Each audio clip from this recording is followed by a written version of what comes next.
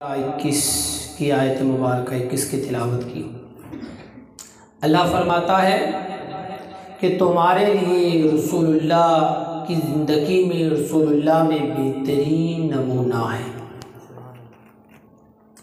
میرے نبی کریم صلی اللہ علیہ وسلم کی زندگی ہر مسلمان کے لیے بہترین نمونہ ہے، چاہے وہ بندہ بادشاہ ہے، چاہے وہ بندہ وزیر ہے، چاہے وقت کا جرنل ہے، چاہے ڈاکٹر ہے، چاہے جس طرح کا کام کرنے والا ہے، اس کے لیے نبی کریم صلی اللہ علیہ وسلم کی زندگی بہترین نمونہ ہے۔ میرے نبی کریم صلی اللہ علیہ وسلم کی زندگی صرف مسلمانوں کے لیے بہترین نمونہ نہ تھی بلکہ کفار کے لیے بھی بہترین نمونہ تھی۔ آج جو میرے بیان کا موضوع ہے اصل میں وہ نبی کریم صلی اللہ علیہ وسلم کے اخلاق مبارکہ ہے۔ میرے نبی کریم صلی اللہ علیہ وسلم کے اخلاق کیسے تھے؟ میں آپ کے سامنے کوئی طرز تو نہیں لگاؤں گا، سیدھا سادہ عام فہم میں بیان کر کے جاؤں گا، یہاں طرز لگا کے چلا جاؤں۔ آپ آئیں، مولوی صاحب آئے تھے، طرز لگائی، واہ واہ کرائی تو چلے گی۔ مولوی صاحب نے بیان کیا کیا تھا؟ اللہ اللہ اللہ اللہ، بیان تو کیا تھا، کیا کیا تھا کوئی پتہ نہیں، بس بیان کیا تھا، چلے گی۔ آئیے، میرا مشن نہیں ہے، میرا مشن ہے کچھ آپ سے لے کر جاؤں، کچھ آپ کو دے کر جاؤں۔ میرے نبی کریم صلی اللہ علیہ وسلم کی زندگی مسلمانوں کے لیے بھی بہترین نمونہ تھی، کفار کے لیے بھی بہترین نمونہ تھی۔ میرے نبی کریم صلی اللہ علیہ وسلم اللہ تبارک و تعالیٰ کی ایک بہت بڑی نعمت ہے۔ نبی کریم صلی اللہ علیہ وسلم کی زندگی سے ہمیں بے شمار چیزیں سیکھنے کو ملتی ہیں، ان میں سے ایک جو سب سے اہم چیز ہے حسن اخلاق۔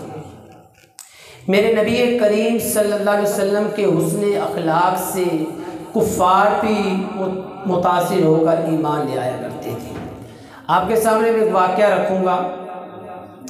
جب اللہ رب العالمین نے اپنے نبی کو حکم فرمایا کہ آپ مکہ سے مدینے کی جانب ہجرت فرمائیں، میرے نبی کریم صلی اللہ علیہ وسلم نے لبیک کہا، ہجرت کے لیے رواں دواں ہو گئے۔ میرے نبی کریم صلی اللہ علیہ وسلم کے ساتھ صدیق اکبر بھی ہیں اور ساتھ 2 غلام بھی ہیں۔ میرے نبی کریم صلی اللہ علیہ وسلم کا سفر رواں دواں ہو گیا، چلتے جا رہے ہیں، چلتے جا رہے ہیں۔ راستے میں کچھ مقامات ایسے آتے ہیں، کبھی صدیق اکبر حضور کے آگے آتے ہیں، کبھی پیچھے آتے ہیں، کبھی دائیں آتے ہیں، کبھی بائیں آتے ہیں۔ میرے نبی کریم صلی اللہ علیہ وسلم ابو بکر سے پوچھتے ہیں، اے ابو بکر یہ ماجرا کیا ہے، معاملہ کیا ہے؟ کبھی آپ میرے آگے آتے ہیں، کبھی پیچھے آتے ہیں، کبھی دائیں جاتے ہیں، کبھی بائیں جاتے ہیں، مسئلہ کیا ہے؟ عرض کرتے ہیں، یا رسول اللہ جب مجھے دشمن کا خوف ہوتا ہے کہ وہ آگے سے حملہ کرے گا تو میں آپ کے آگے آ جاتا ہوں۔ فرمایا جب مجھے پیچھے سے خوف ہوتا ہے تو میں آپ کے پیچھے آ جاتا ہوں، جب دائیں سے خوف ہوتا ہے تو دائیں جانب آ جاتا ہوں، جب بائیں جانب سے خوف ہوتا ہے تو بائیں جانب آ جاتا ہوں۔ میں چاہتا ہوں اگر تیر لگے تو پہلے صدیق کو لگے، بعد میں محمد عربی کو پہنچے۔ اب اسی طرح سفر رواں دواں ہے، رستے میں ایک مقام آتا ہے، وہاں پہ ذات راہ ختم ہو جاتا ہے، کھانے پینے کی ساری چیزیں ختم ہو جاتی ہیں۔ صدیق اکبر عرض کرتے ہیں، یا رسول اللہ کھانا بھی ختم ہو گیا، پینا بھی ختم ہو گیا، اب کیا کیا جائے؟ تو اسی دوران صدیق اکبر کہتے ہیں کہ قریب ایک عورت کا خیمہ ہے، وہ بڑی مہمان نواز ہے، اسے معبد کہا جاتا ہے، ابھی اس کے پاس چلتے ہیں، اگر کوئی کھانے پینے کی چیز مل جائے گی تو ہم اس سے خرید لیں گے، پرچیز کر لیں گے۔ صدیق اکبر اس عورت کے خیمے پہ جب پہنچتے ہیں نا، معبد اس وقت خیمے سے باہر بیٹھی ہوتی ہے، پیچھے پیچھے صدیق اکبر کے بے کبریا بھی ہوتے ہیں۔ صدیق اکبر کہتے ہیں، اے معبد تیرے پاس کچھ کھانے پینے کے لیے ہے؟ معبد کہنے لگی میرے پاس نہ کھانے کے لیے نہ پینے کے لیے، میرے پاس کچھ بکریاں ہیں، وہ میرا شوہر قریب جنگل میں لے کر گیا ہوا ہے چرانے۔ ابھی یہ باتیں چل رہی ہوتی ہے تو نبی کریم صلی اللہ علیہ وسلم کی نظر اندر خیمے میں باندھی ایک بکری پر پڑتی ہے۔ فرمایا یہ کیا ہے؟ ام معبد کہنے لگی یہ بکری ہے۔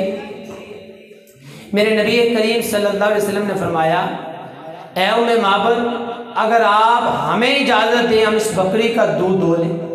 ام معبد کہنے لگی یہ لاغر بکری ہے، اس کی ہڈیوں میں گودا نہیں ہے، ابھی تک اس کو بیایا نہیں گیا ہے، نہ ابھی سے بچہ ہوا ہے، یہ تو مرنے کے قریب ہے۔ نبی کریم صلی اللہ علیہ وسلم نے فرمایا اگر آپ ہمیں اجازت دیں ہم اس بکری کا دودھ دو لیں۔ کہتی ہیں اب دو لیں۔ صدیق اکبر اس بکری کو کھول کے لاتے ہیں۔ میرے نبی کریم صلی اللہ علیہ وسلم اس بکری کی پیٹھ پہ ہاتھ رکھتے ہیں۔ جیسا ہی نبی کریم صلی اللہ علیہ وسلم نے اس بکری کی پیٹھ پہ ہاتھ رکھا نا تو بکری نے اپنی ٹانگیں کھول دی اور بکری نے جگالی کرنا شروع کر دی، یعنی منہ چلانا شروع کر دیا، اور بکری نے مینگنیاں کرنا شروع کر دی۔ تو میرے نبی کریم صلی اللہ علیہ وسلم نے فرمایا اے ام معبد، دودھ دونے کے لیے برتن لے آؤ۔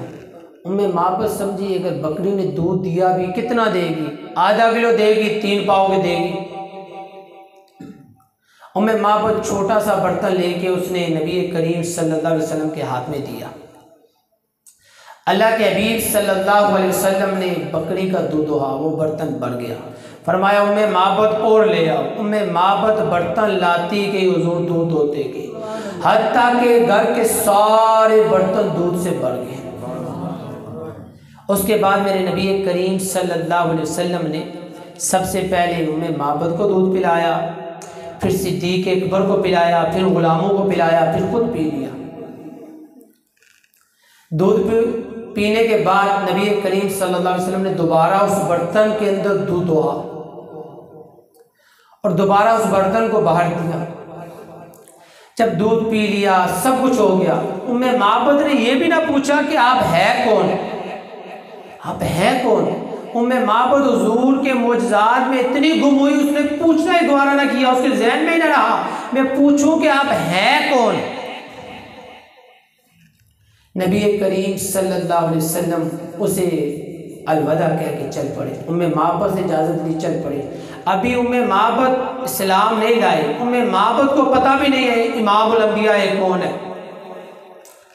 نبی کریم صلی اللہ علیہ وسلم مدینے کی طرف کچھ فرما جاتے ہیں۔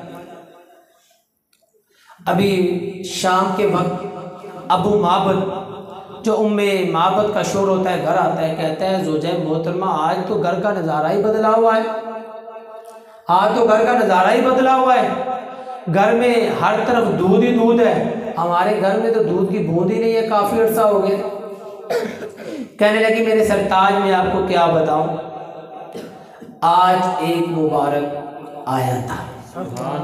اس نے حضور کو نام کیا دیا؟ فرمایا کہ ایک مبارک آیا تھا۔ ام معبد سے کہنے لگا اس کا حلیہ تو بتا۔ ام معبد کہنے لگی کہ وہ ایسے تھے اگر ان کو دور سے دیکھا جائے نا تو خوبصورت لگتے تھے، قریب سے دیکھا جائے تو اور زیادہ خوبصورت لگتے تھے۔ اس نے حضور علیہ السلام کے حسن کو بیان کیا۔ اگر کہیں پہ حضور کا حسن بیان کیا جائے نا، ام معبد کی اس حدیث کا ذکر نہ کیا جائے نا، پھر اس حضور کے حسن کو بیان کرنے میں مزہ نہیں آتا۔ ام معبد نے حضور کے حسن کی انتہا کر دی، اور پیچھے سے ان کا ایک بچہ ہوتا ہے معبد، کہتا ہے ابو جب وہ بولتے تھے نا تو ان کے دانتوں سے نور نکلا کرتا تھا۔ ابھی ابو معبد اپنی زوجہ سے کہتے ہیں ام معبد آج کے بعد میں دور بکریاں چرانے نہیں جاؤں گا، قریب ہی چراؤں گا، شاید کہ مبارک کا دوبارہ گزر ہو، میں مبارک کی زیارت کر لوں۔ اب روزانہ ابو معبد گھر پہ آتے، کہتے ام معبد مجھے اس مبارک کا حلیہ تو سناؤ۔ روزانہ وہ حضور کا حلیہ سناتے، یعنی روزانہ حضور کے اوصاف کو بیان کرتے، آسان الفاظ میں کہوں روزانہ حضور کا وہ میلاد منایا کرتے۔ تھے۔